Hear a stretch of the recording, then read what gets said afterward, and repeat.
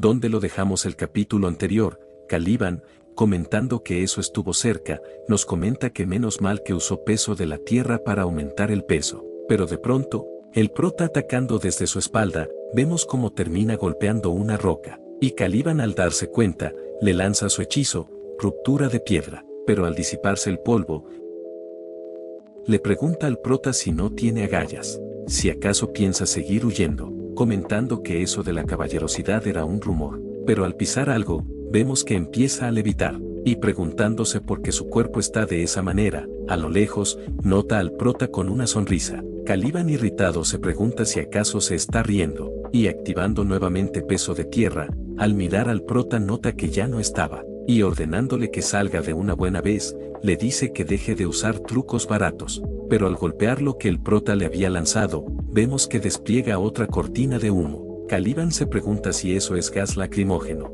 y mirando hacia el suelo, vemos que el prota le había lanzado otro objeto. Haril preguntándose qué es eso, Aiseye le cuenta que parece un dispositivo cegador que bloquea la visión y el sonido. Luego, alguien comenta que una granada de gas lacrimógena y una aturdidora. El estudiante de segundo año ya no se puede mantener de pie, y Villeo nos comenta que se acabó. Si ahora se acerca despacio y acierta el ataque, será la victoria del plebeyo. Pero sorprendida, se pregunta qué estará haciendo ahora, y lanzándole un objeto a Caliban, vemos que también empieza a lanzarle varios usando Bling.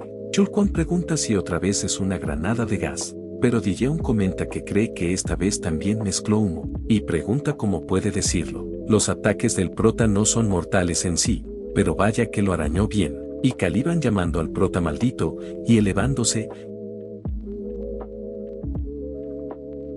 le dice que ya no le importa ese entrenamiento, y ahora lo enfrentará en serio. Y el prota sorprendido, comenta que aún así, pregunta si no es demasiado usar lluvia de piedras contra un estudiante de primer año. Caliban le dice que está loco, él precisamente, no debería ser quien diga eso. Y lanzándole el ataque, el prota pensando lo que queda de tiempo,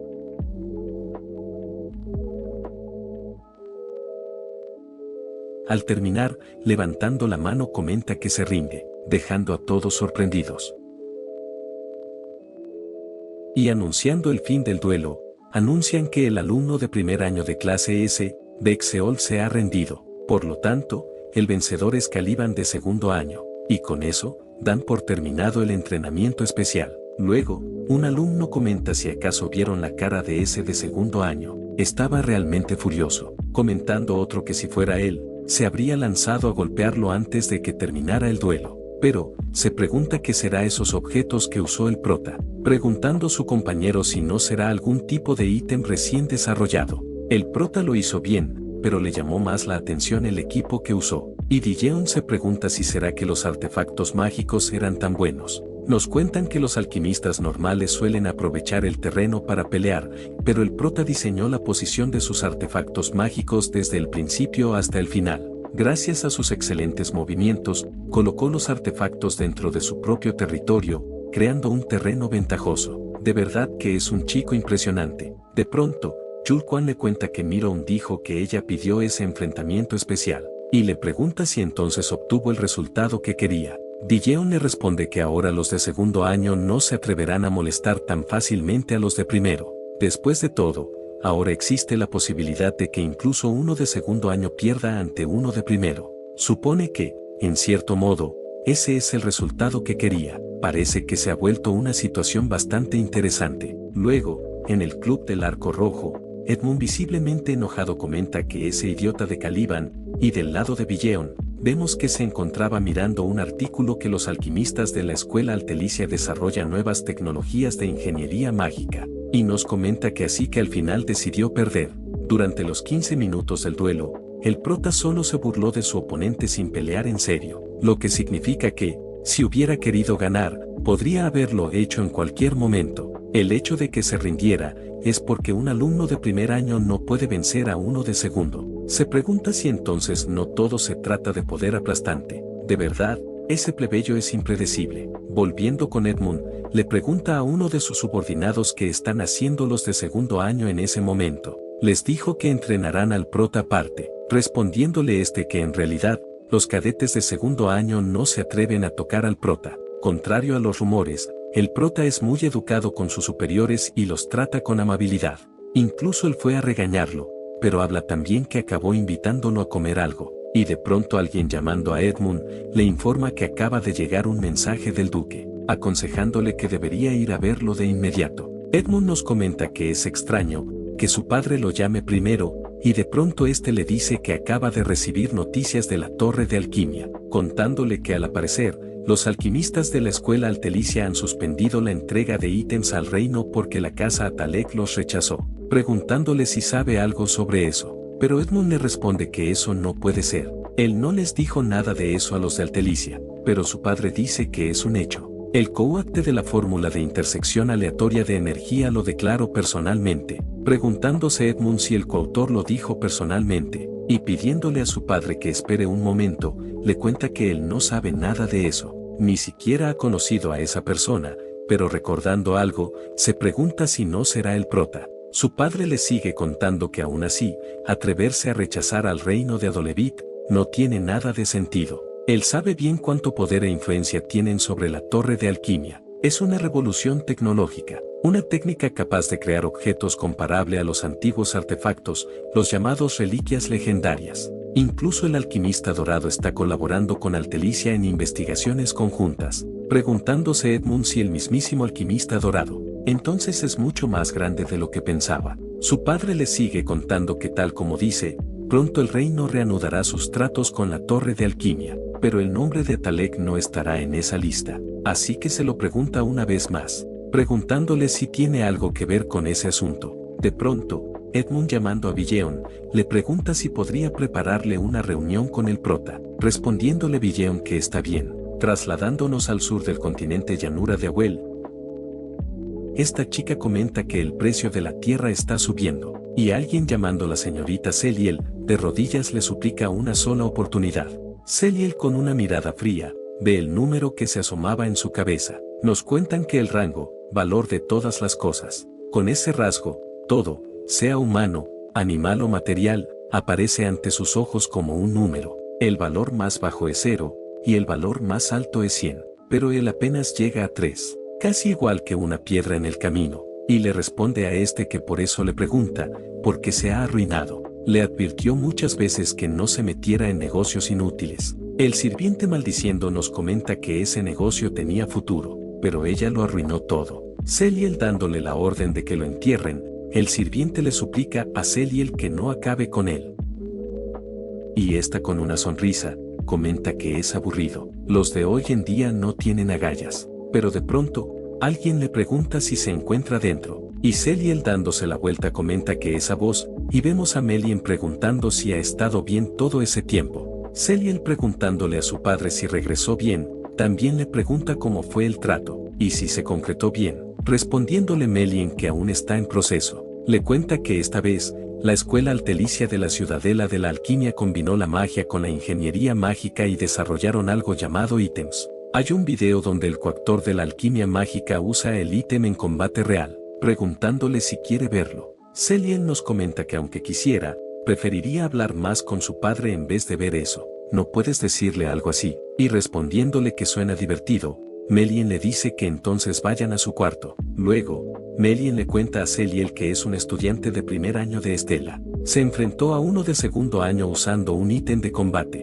preguntándole Celiel si el coautor de la alquimia mágica es además estudiante y encima de primer año, y preguntándose qué tipo de ítem, algo llamando su atención, de que el prota tenía el mismo símbolo que su padre. Se pregunta por qué no puede ver un valor, contándonos que nunca antes había sucedido algo así. El emperador del imperio Skalven, el rey de Adolevit, todos eran visibles para ella. Hay dos cosas en el que el valor de todas las cosas no puede medir algo. Uno es cuando el objeto ama a alguien, y el otro es cuando posee un valor desconocido que no puede medirse. Celiel le pregunta a su padre cómo se llama esa persona, respondiéndole Melien que su nombre es Vexeol, contándole que quizás se vuelvan a ver en el futuro, así que le pide que se acuerde de él, respondiéndole Celiel que si él lo dice, por supuesto que lo recordará. Y antes de volver, le pregunta si quiere jugar una partida de ajedrez de alma, preguntándole Melien si le apetece. Celiel nos comenta que entonces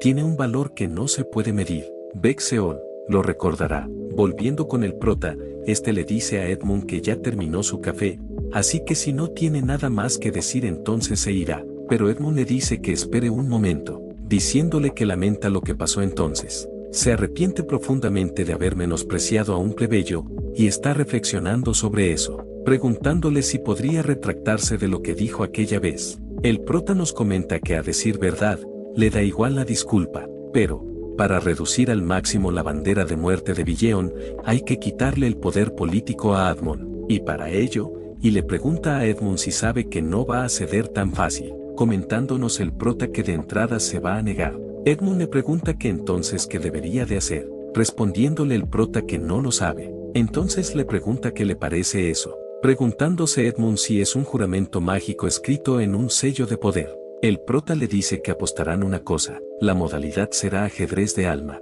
Si él pierde retratará lo que dijo y suministrará ítem al reino de Adolevit exclusivamente a través de la casa Atalek, pero si él gana, le ceda a él el derecho de asistencia fija al seminario Aslan.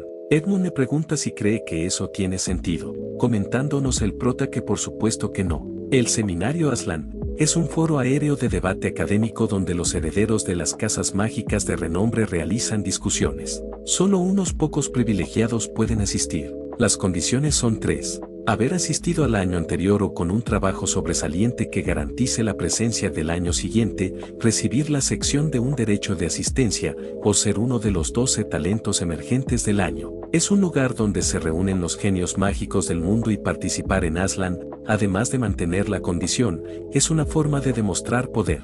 La casa duque Atalek ha asistido religiosamente al seminario por décadas, eso respalda su poder, y él quiere eso. Y le responde a Edmund que no tiene opción de negarse, pero Edmund pidiéndole que espere, le pregunta si dijo ajedrez de alma, y con una sonrisa, le responde que firmará. Se quedarán el tiempo que haga falta. Al día siguiente, un estudiante pregunta por qué hay tanta gente reunida ese día, contándole su compañero que dicen que el veterano Edmund va a jugar una partida de ajedrez de alma contra un novato de primer año. Su compañero pregunta quién en Estela podría ganarle a Edmund en ajedrez de alma, y quién es ese novato tan osado, comentándonos del prota que por cierto es él. No tienen que creer que lo hace por gusto, en realidad no le interesa demasiado, pero bueno, y un estudiante anunciando la llegada de Edmund y Villeon, el prota nos comenta que como era de esperar, hasta trajo a la princesa. Mientras los demás halagaban a Villeon, está al mirar al prota, este se pregunta por qué lo fulmina con la mirada,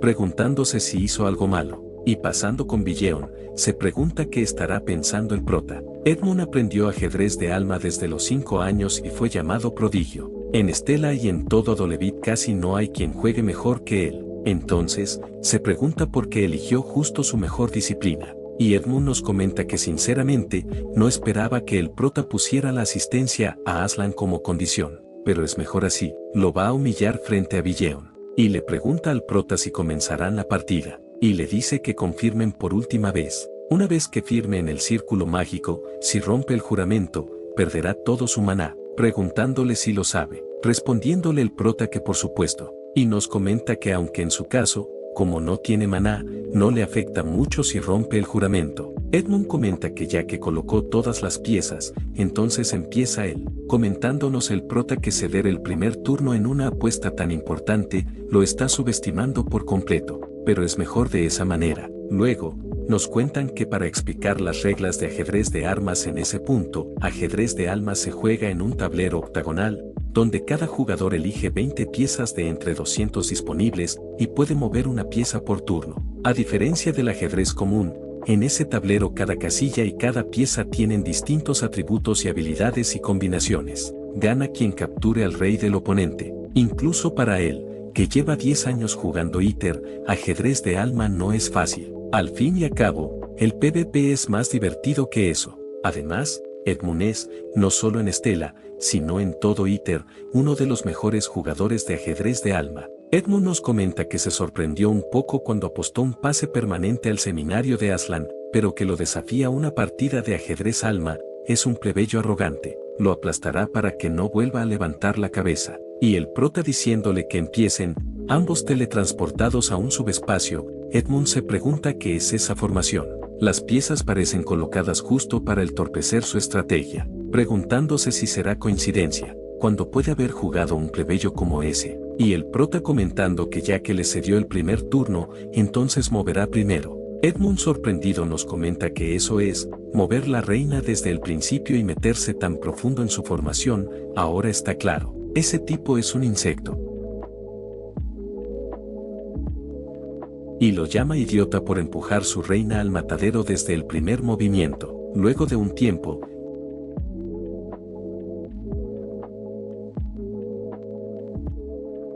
Edmund nos comenta que es increíble, no pensó que fuera tan mediocre. Eso acabará antes de que pueda pasar a su siguiente estrategia, y nos cuentan que en esa partida, Edmund usó una de sus estrategias favoritas, la llama. Su núcleo constante en controlar con precisión 3 piezas. Caballo de carrera rápida, el primer paso es usar su movimiento para confundir al enemigo. El segundo es, mientras ataca, ocupar el campo con 5 peones de llama para crear el terreno ardiente. El terreno ardiente reduce la defensa de los enemigos débiles al fuego y aumenta el poder de ataque de sus piezas de fuego. Si llega a ese punto, el prota prácticamente no tiene posibilidad de ganar, o eso parecía. Edmund sorprendido, se pregunta si eso es un peón sigiloso. Nos comenta que sus caballos de carrera rápida, el peón silencioso debería moverse visible después de 3 turnos desde el inicio, preguntándose cómo es posible, y dándose cuenta de algo, nos comenta que ese tipo sacrificó a propósito su reina al principio para aprovechar eso,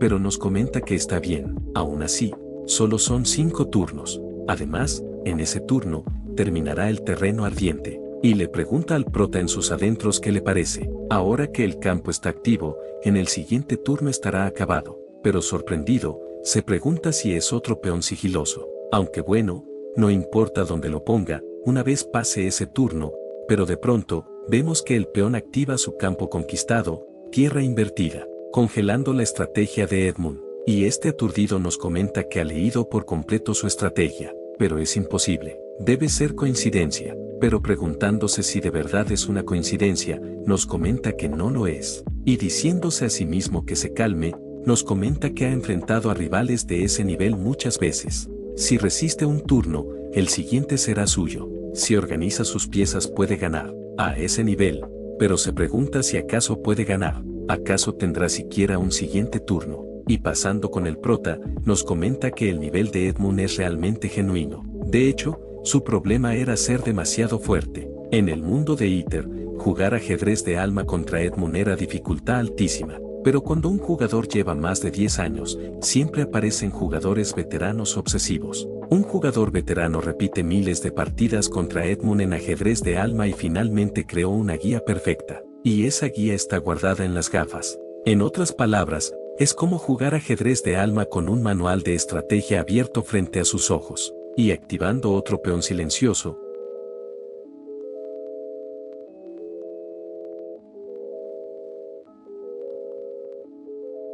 Edmund admite su derrota, respondiéndole el prota que hizo un buen trabajo, y volviendo a la normalidad, un estudiante le pregunta a su compañero si acaso vio eso, preguntando su compañero si Edmund acaba de perder, y una chica preguntando cómo es posible, comenta que su estrategia era increíble, y mientras seguían cuchicheando, Edmund se pregunta si perdió, y además en ajedrez de alma, el contrato por el ítem se fue por el caño, y también perdió su pase para Aslan. Se pregunta qué debería hacer ahora, si su padre se entera está acabado, y soltando una maldición, impotente se pregunta cómo va a arreglar eso, pero de pronto, Villeon le dice que la deje intentar convencer al prota, le pidiera que anulara lo que dijo sobre la familia Talek, a cambio de los derechos de transacción del ítem. Edmund le pregunta si de verdad haría eso, y dándole las gracias le dice que no sabe cómo podrá pagarle esa deuda, pero Villeon le dice que no diga eso. Está destinada a ser reina, así que es natural que cuide de quién será su vasallo.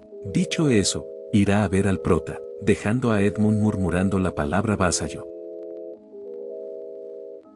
En otro lugar, el prota le pide a la otra parte que retrase un mes cualquier trato con la compañía o gremio de Adolevit. Por ahora quiere distribuir solo a través de la realeza, preguntándole si es posible, respondiéndole la otra parte que por supuesto, y le pregunta de quién cree que viene la petición, dándole el prota las gracias al Telicia, y finalizando la llamada nos comenta que por fin está resuelto. Todo salió como esperaba, pero el pase de Aslan no le sirve para nada, preguntándose qué hará con él. De todos modos, los protagonistas estarán solos entre las 12 estrellas nacientes, y alguien llamándolo plebeyo, le pregunta si todavía no se ha ido. El prota le responde que ha llegado justo a tiempo, y extendiéndole una hoja le explica que es el contrato. La escuela altelicia distribuirá durante un mes solo a través de la realeza de Adolevit, diciéndole que use esa información como le parezca. Dicho eso entonces se retira, pero Villeon le dice que esta vez es ella la que tiene una deuda con él, dándole las gracias. El prota respondiéndole que está bien, nos comenta que no pensó que llegaría el día en que Villeon le diera las gracias. De pronto, Villeon comenta que él había dicho que la ayudaría porque habría una compensación. Si le dice cuáles, lo recompensará en ese mismo momento. El prota comentando compensación, nos comenta que su precio es obvio, que Villeon no se corrompa por la maldad, que permanezca del lado del bien, y que juntos logren el final más feliz posible. Pero no puede simplemente decirle, ojalá te vuelvas buena, y le dice que entonces, lo invite a comer. Villeon preguntándole a qué se refiere, el prota le responde que lo invite a comer algo. Quiere darse un banquete con una comida ofrecida por la princesa, respondiéndole Villeon que está bien, pidiéndole que vaya con ella. Un tiempo después, el prota nos comenta que ha pasado 10 años y el juego está lleno de ítems de pago por todos lados. Si vinieron hasta ese lugar, debe estar planeando algo grande. Con el dinero de la princesa, seguro lo invitará a uno de los 5 manjares más caros de Iter. Y Villeon diciéndole al prota que han llegado, este se queda desconcertado, y pregunta qué hay de su filete de salmón con oro, y los canapés de caviar, y el risotto con crema de trufa negra. Y pasando con Villeon, nos cuenta que cuando el prota le pidió que lo invitara a comer, pensó que plato lo haría más feliz. Seguro que para el prota los platos caros no tienen ningún valor, por lo que supo de su pasado, aquel alimento que tiene el significado para él es, y le pide al camarero que le traiga un jajangmayeon, y el prota le dice que para él, 3 tazones de jampepeón y un plato mediano de cerdo agridulce. El prota al ver la reacción de Villeon le pregunta si no puede pedir 3, respondiéndole esta que no es eso, y se pregunta por qué pidió jajangmayeon, si no era el plato de los recuerdos con su madre, pero entendiendo algo nos comenta que no puede ser. Claro, porque un plebeyo escribiría sobre eso en su tarea si no fuera así. No superó su pasado y aún se siente arrepentido. De niño no entendía el amor de su madre, y ahora ya no puede agradecerle. El jajangmayeon no era un alimento de recuerdo para él, sino un símbolo de arrepentimiento, y ella sin saberlo, y le pide disculpas por haberlo invitado a comer a un sitio como ese. Pero el prota le responde que en realidad no le importa, y nos comenta que a veces las circunstancias no son buenas, pero como es una princesa, supone que puede pedir algo más. Y le pide al camarero una orden extra de empanadillas fritas, respondiéndole el camarero que las empanadillas vienen como cortesía. Mientras tanto, en el duelo de ajedrez de alma entre Edmund y el prota se difundió ampliamente gracias a los estudiantes que estaban presentes aquel día. El rumor de que Edmund se disculpó con un estudiante de primer año junto con el hecho de que el prota fue coautor de la inteligencia de alquimia mágica causó un gran revuelo en la Academia Estela. Su nombre se difundió no solo por Arcanium, sino incluso entre los magos oscuros. Y pasando a la oficina del subdirector en la torre principal, Akiaden comenta que ese simple plebeyo es molesto. Además, pregunta si no fue él quien interfirió con los planes de Maisen. Uno de sus compañeros le pregunta si desea que lo eliminen discretamente, pero Akiaden le responde que son tonterías. Si un solo estudiante de Estela desaparece, se armaría un escándalo. No le agrada que el puesto de Aslan haya pasado a ese chico, pero será más fácil recuperarlo de él que de la familia Atalek. Por ahora, le ordena que observe al prota. Más importante aún, pregunta cómo está Maisen, respondiéndole su compañero que están suprimiendo su magia oscura con los sellos del líder religioso, pero podría desbordarse en cualquier momento, respondiéndole a Kiaden que aún no es el momento. Pronto será la ceremonia de contrato con el familiar. Si pierde el control y provoca al rey élfico, solo les traería problemas, y le ordena a Leidin que revise el estado de Maisen. Así pueden confundir el ojo de Eltman cuando sea necesario, respondiéndole Leidin que lo entiende, y pasando a la habitación de Maisen.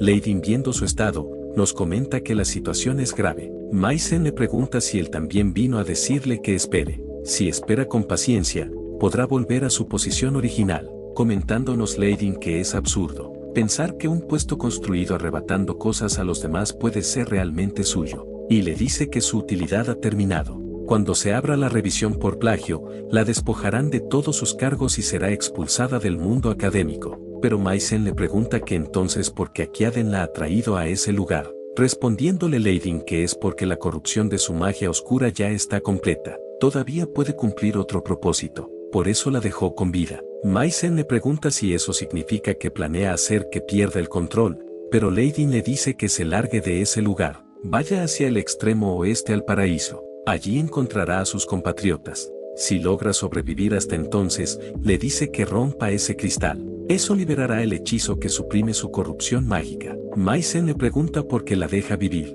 respondiéndole Leidin que no quiere ver a uno de los suyos sacrificado de esa forma. Maisen tomando la esfera y viendo su tablón de planificación anual, destruyéndolo pregunta cómo se atreve. Si cree que se quedará de brazos cruzados después de lo que le hicieron, los va a destruir a todos. Luego, nos cuentan que ese día los estudiantes de primer año de Estela salen a su primera clase práctica fuera de la academia, para realizar la ceremonia de contrato con sus familiares en la cuna del árbol celestial, y pasando con Aiselle, una de sus compañeras comenta que ahora que lo menciona, sobre el prota, durante un tiempo los seniors lo criticaban muchísimo, pero ahora nadie se mete con él, contándole su compañera que escuchó que en realidad era codesarrollador de la ingeniería de alquimia mágica. Después de que se difundió ese rumor, algunos seniors incluso fueron a disculparse en persona, y preguntándole a Aiselle si ella lo sabía, ésta le responde que en lo absoluto, y nos comenta que será su imaginación, pero siente que cada vez está más lejos del prota. Le da un poco de tristeza, pero de pronto su compañera le dice que ella pensaba que ellos estaban saliendo. Una de sus compañeras preguntándole si está bien, le ofrece un poco de agua. Otra de sus compañeras comenta que últimamente el prota está muy cerca de la princesa,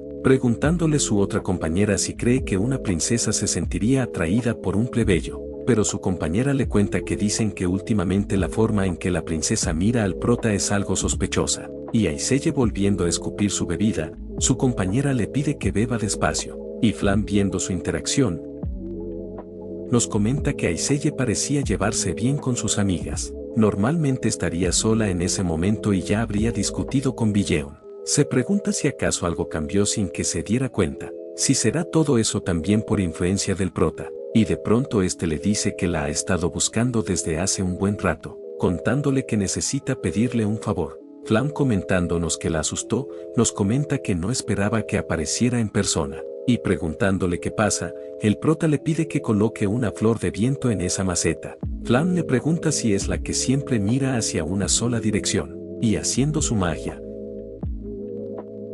el prota le da las gracias. Flam preguntándole para qué necesitaría algo así, dándose cuenta de algo, le pregunta si no pensará bajar al cuarto estrado, respondiéndole el prota que por supuesto, si no, le pregunta para qué habría aceptado eso. Flam pidiéndole que se cuide un poco, le dice que podría acabar mal otra vez, pero cambiando de tema le dice que no es nada. De pronto, el prota preguntándole si se encuentra bien, Flam preguntándole a qué se refiere, el prota le cuenta que parecía un poco decaída desde la selección de la puerta del personal GAT, pero Flam le responde que no es eso, diciéndole que es un entrometido. No le agradece aunque se preocupe por ella, y mientras seguían charlando, a lo lejos, vemos a Von Rayang murmurando el nombre de Flam. En otra escena, alguien comenta que en Estela, la desaparición de Maisen que había escapado, se ha vuelto un misterio. A partir de ese día, los cadetes de primer año del Departamento de Combate Mágico de Estela realizarán actividades externas. Allí está previsto que comiencen las actividades del Mago Negro. Es posible que se trate de Maisen, así que habrá que vigilarla. Eijin pregunta por qué el maestro de la Torre Mágica siempre se obsesiona con Estela, respondiéndole Kan que el maestro de la Torre Mágica posee el don de profecía, diciéndole que deje de quejarse y obedezca, respondiéndole Eijin que casi la mitad de esas profecías fallan. Kan comenta que la mayoría de los casos es porque resuelven el desastre antes de que ocurra, o porque antes de que actúen, algunas otras variables evitan que el incidente suceda, respondiéndole Eijin que en fin, su capitán confía demasiado en el maestro, diciéndole que se apresuren. Trasladándonos a la cuna del árbol celestial, capital cuna de la flor nube, Jagol anuncia que después de participar en el cumpleaños del espíritu del mundo, al día siguiente se celebrará la ceremonia de contrato de familiares. Hasta la hora de reunión, pueden pasar el tiempo libremente, y los estudiantes esparciéndose. Flam nos comenta que debe de ser porque está rodeado de naturaleza por todos lados, ya que se siente muy tranquilo, pero de pronto, pregunta si es el prota. Se pregunta si otra vez estarán dando solo, pero de pronto, Jeremy la saluda. Flam con una mala expresión, simplemente lo ignora. Y Jeremy con una sonrisa, le pregunta que si con él no va a mostrar esa cara que puso antes. Flam preguntándole de qué habla, Jeremy le dice que si tiene tiempo, le pregunta si no quiere ir con él, pero Flam le responde que no tiene tiempo. Pero Jeremy más agresivo le pregunta por qué no lo piensa otra vez. Flam nos comenta que ese tipo es definitivamente peligroso, pero de pronto, Von Rayang le pide que lo deje hasta ahí, preguntándole si es consciente de que su conducta es bastante grosera y agresiva, respondiéndole Jeremy que él no lo cree. Flam preguntándose qué demonios está pasando, Jeremy comenta que parece que su amigo malinterpretado algo, así que por ese día se retirará, diciéndole a ambos que se verán la próxima vez. Y al retirarse, Flam le pregunta a Von Rayang en qué estaba pensando al ponerse delante de Jeremy, y que gana enemistándose con los Scalven, pero Von Rayang le dice que debe de tener cuidado, contándole que el príncipe heredero es peligroso. Cuando quiere algo, no se detiene ante nada, y ahora ella se ha convertido en el objeto que más desea. ¿O acaso? Le pregunta si está confiando en él. Flam preguntándole de quién. Von Rayang disculpándose comenta que fue un comentario imprudente. Flam preguntándole de quién está hablando, de pronto vemos que algo le pasa a Von Rayang. Flam preguntándole si está bien, Von Rayang le responde que lo está. Flam le pregunta a qué se refiere con que está bien, y pidiéndole que espere, vemos que al final se retira, comentándonos Flam que algo anda mal, y volviendo con Von Rayang, este nos comenta que desde hace un tiempo, esos síntomas inexplicables están empeorando, y maldiciendo, se pregunta cómo va a poder celebrar adecuadamente la ceremonia de contrato de familiares. Pero de pronto, alguien comenta que miren a quien tiene en ese lugar, preguntándole Von Rayang si es la profesora Maisen. Esta le comenta que se preguntaba a dónde habían ido sus semillas, y resulta que en ese lugar había una. No imagino que la invasión hubiera avanzado tanto. Von Rayang preguntándole de qué está hablando, Maisen le dice que no se resista. A partir de ahora será sus manos y pies. Von Rayang pidiéndole que se aleje, vemos que empieza a perder los recuerdos de Flam. En otro lugar, alguien le dice a su majestad que si tampoco se muestra en ese aniversario, el Consejo de Ancianos buscará motivos para atacarlo, presentándonos como el Consejo de la Reina Elfa, Orenga, y le pregunta si pretende arrebatarle la oportunidad sobre la puerta que conduce al jardín del árbol sagrado, respondiéndole Seorin que lo sabe, y diciéndole que saldrá pronto, le pide que se retire por ahora, y se pregunta cuándo fue la última vez que disfrutó de su libertad plenamente. Aunque ocultó su cuerpo, apenas dura una hora, pidiendo que esa vez pase sin incidentes, e iniciando la ceremonia.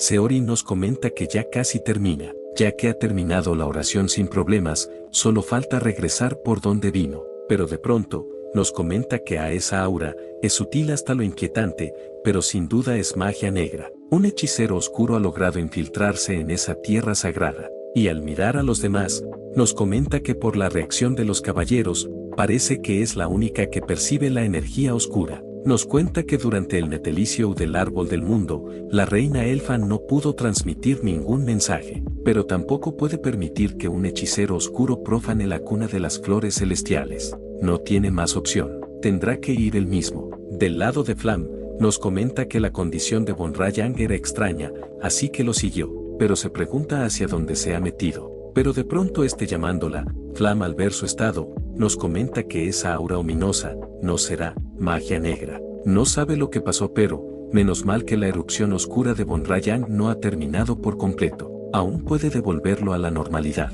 Y pidiéndole que se calme, Von Rayang le pregunta a qué se refiere. Flam le dice que todos los sentimientos y emociones que siente ahora no son suyos. Él sabe que odia perder, pidiéndole que no deje que la magia negra lo venza. Pero Von Rayang acercándose y Flam retrocediendo instintivamente, Von Rayang le pregunta por qué lo evita, preguntándole Flam qué quiere decir con eso, y desviando la mirada, Von Rayang le pregunta si tal vez lo odia, si acaso no confía en él, pero Flam pidiéndole que no piense en eso. De pronto vemos como un ataque impacta en su área, y al disiparse el polvo, Flam pregunta si es Yuseon. Este preguntándole si se encuentra bien, Flam le dice que ese relámpago negro de hace un momento, respondiéndole Yuseon disculpándose que lo olvide, y le pregunta que por cierto, ¿por qué no peleó? Diciéndole que pudo haber muerto, respondiéndole Flam que intentó resolverlo hablando, Yuseon preguntándole a qué se refiere, Flam le vuelve a responder que hablando, y nos cuentan que en la historia original, Aiselle purificó a numerosos hechiceros oscuros solo mediante el diálogo. Incluso llegó a ser llamada la Santa de la Penitencia. Por eso pensó que tal vez ella también podía recuperar a Von Rayang, pero parece que con sus capacidades no puede salvar a nadie. Yuseon comenta que no sabe cuál es su plan, pero por ahora tiene que pelear, preguntándole si puede hacerlo, respondiéndole Flam que sí, y nos comenta que esa vez no dejará que muera como Jackie. Y todos preparándose para la batalla, vemos que empiezan a combatir.